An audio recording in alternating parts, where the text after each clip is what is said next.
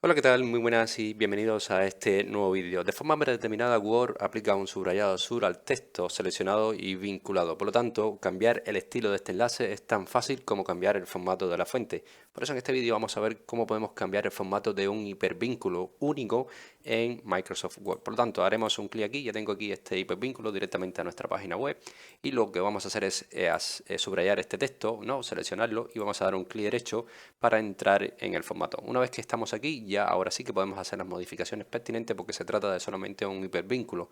Le vamos a quitar el subrayado, le vamos a poner otro color y de esta manera es como podemos ir modificando este hipervínculo.